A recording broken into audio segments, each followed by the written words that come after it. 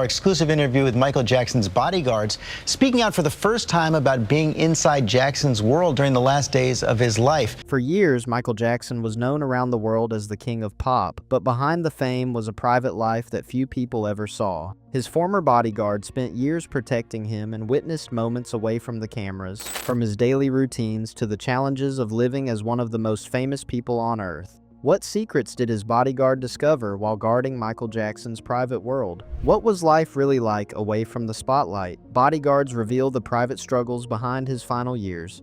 In March of 2010, two of Michael Jackson's former bodyguards spoke publicly about the private struggles they witnessed while working closely with the legendary singer and his 3 children. Very few people were ever allowed into Michael Jackson's closely protected personal life, making their accounts especially significant. They described the financial difficulties, emotional challenges, and daily pressures that affected him during his final years. Bodyguard Bill Whitfield shared that there were times when Michael Jackson faced serious financial problems, even during ordinary trips. He explained that they were sometimes asked to leave hotels because the credit card provided for payment was declined. His fellow bodyguard, Mike Garcia, confirmed that the hotel bills had not been paid. Although Whitfield said they sometimes smiled when remembering those moments, he admitted that the situation was actually painful. Behind the smiles was the reality that one of the world's biggest music stars was dealing with financial problems that were difficult to ignore. These experiences showed that his private life was very different from the image many people had of him. The bodyguards also revealed that Michael Jackson could become extremely frustrated at times. While the public knew him as a soft-spoken and gentle person, they said he sometimes lost his temper when the pressure became overwhelming. Whitfield recalled one incident when Jackson became so upset that he threw Whitfield's cell phone out through a window. The phone shattered the glass as it went through, leaving both the phone and the window damaged. Afterward, Jackson simply told Whitfield that he would need to get another phone. The moment reflected how deeply frustrated he could become during stressful situations. Despite these emotional moments, one of Michael Jackson's biggest concerns remained the well-being of his children. The bodyguards explained that protecting Prince, Paris, and Blanket involved much more than providing physical security. They also worked hard to protect the children from negative publicity surrounding their father. Whenever they walked through stores or public places, Whitfield would move ahead of Michael Jackson to check the magazine racks. If he saw magazines displaying stories or pictures about Jackson that could upset the family, he would quietly turn the covers around so they could not be seen. His goal was to prevent the children from seeing headlines or images that might hurt them. Sometimes Michael Jackson noticed the magazines before the bodyguards could hide them. When that happened, he would turn the magazines around himself so his children would not have to look at the pictures or headlines. This showed how much he wanted to shield them from negative attention and protect them from the constant media focus that surrounded his life. At the time of his death, Michael Jackson was preparing for what many believed would be one of the biggest moments of his career. He was only weeks away from beginning a major comeback concert series in London. The performances were expected to mark his return to the stage after years away from large-scale touring. For many years before those planned concerts, Jackson had been struggling with financial difficulties as well as damage to his public image. Although he remained one of the most famous entertainers in the world, his later years were often dominated by reports about his personal life rather than his music. Public attention focused more on his expensive lifestyle and his increasingly private way of living than on the talent that had made him an international superstar. Those who worked closely with him witnessed the pressure that came with trying to manage these challenges while preparing for an important return to performing. Behind the scenes, there were financial concerns, emotional stress, and constant efforts to protect both his career and his family. Final years as a loving father behind the fame. Although Michael Jackson was known around the world as the biggest pop star of his time, the people closest to him during his final years saw a very different person. Behind the worldwide fame was a man who often felt sad and lonely. More than anything else, he cared deeply about his children and wished he could live a quieter, more normal life away from constant public attention. This is the picture shared by his 2 longtime bodyguards, Bill Whitfield and Javon Beard.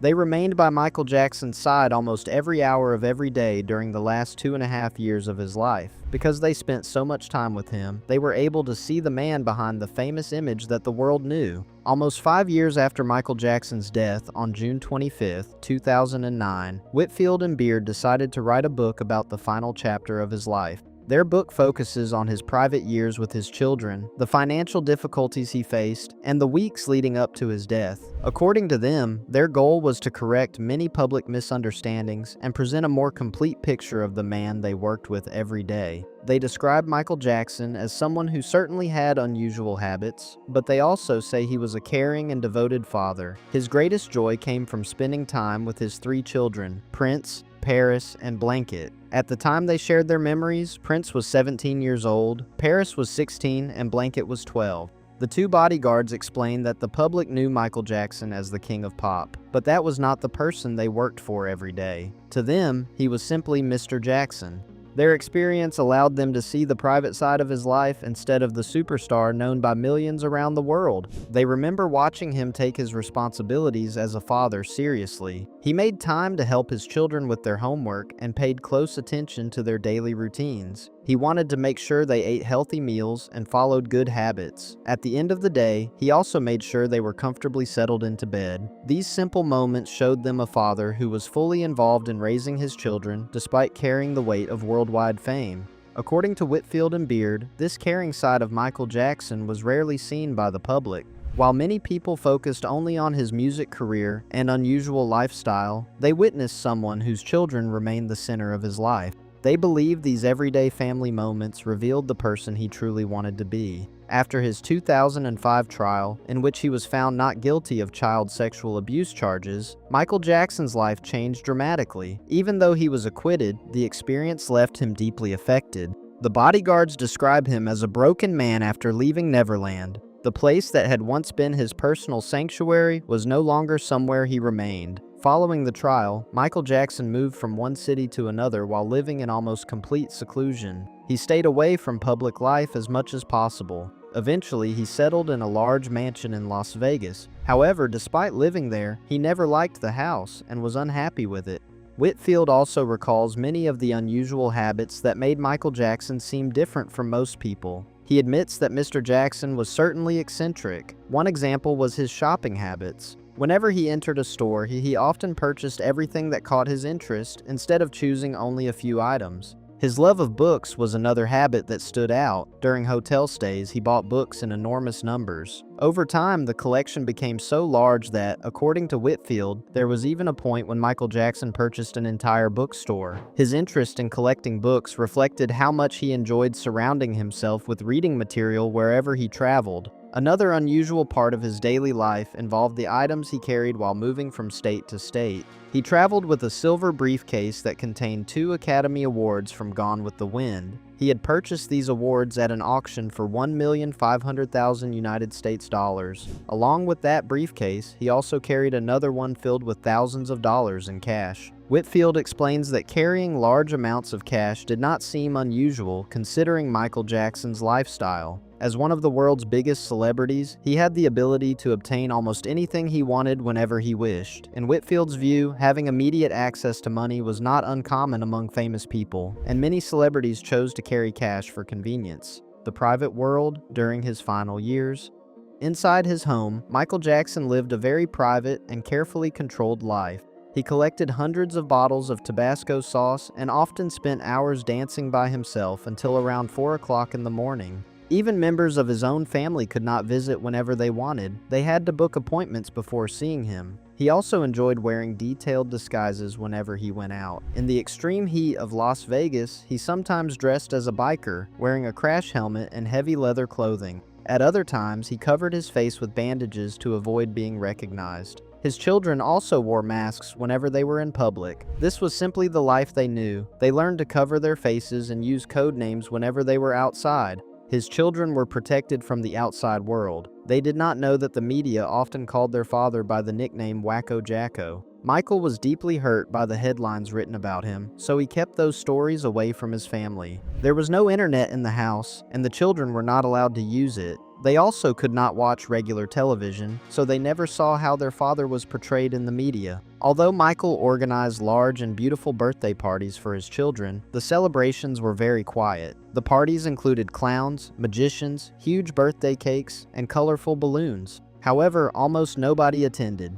Usually, the only guests were their teacher, their nanny, and the security guards. The children were homeschooled and did not have friends to celebrate with. Michael also took extraordinary steps to protect his family's privacy. Toy stores were sometimes closed so his children could shop without being disturbed. Entire movie theaters were rented so they could watch films alone. Every employee who worked for him went through careful background checks. Anyone visiting the property for work had to hand over their mobile phone before entering and sign detailed non-disclosure agreements. Security at the property was extremely strict. Thousands of dollars were spent on surveillance equipment that covered every part of the estate. Panic buttons were installed in different rooms, and armed security guards watched over the grounds at all times. Even with these measures in place, Michael still personally walked around checking that every door was locked. He also regularly made sure that Bill Whitfield and Javon Beard were at their security trailer outside the house. At the height of his career, Michael Jackson was reportedly worth about $700 million United States dollars. However, according to the authors, his finances later fell into serious trouble because of poor management. At one point, his credit cards were declined, and Bill Whitfield and Javon Beard went without pay for 4 months. Despite this, they remained by his side because they were loyal to him. They believed he was not personally managing his financial affairs. Other people handled payroll and salaries, and they felt he was not fully aware of what was happening. They also believed he was never completely without money. With so much wealth, many accountants, lawyers, and managers were responsible for handling different parts of his finances, making it difficult to keep track of everything. The authors also explained that Michael faced many lawsuits. They believed that after his criminal trial, many people knew he no longer wanted to spend time fighting legal battles in court. Instead of continuing long court cases, many claims were settled. This made him an easy target for more lawsuits. Michael was deeply affected by the sexual abuse allegations made against him. Javon Beard says he believed in Michael's innocence and felt he would never have worked for him if he had any doubts about his character. He believed Michael would never intentionally harm anyone. According to Beard, Michael never seemed able to imagine living a quiet and settled life because everything around him was so chaotic. Even so, he believed Michael's happiest moments were always the ones he spent with his children. Michael Jackson died on the 25th of June, 2009 after an overdose of the anesthetic propofol. His doctor, Conrad Murray, was later convicted of involuntary manslaughter and sentenced to 4 years in prison. He eventually served 2 years. What do you think about Michael Jackson? Share your thoughts in the comments, and don't forget to like, share, and subscribe. Before you go, be sure to click on the video shown on your screen.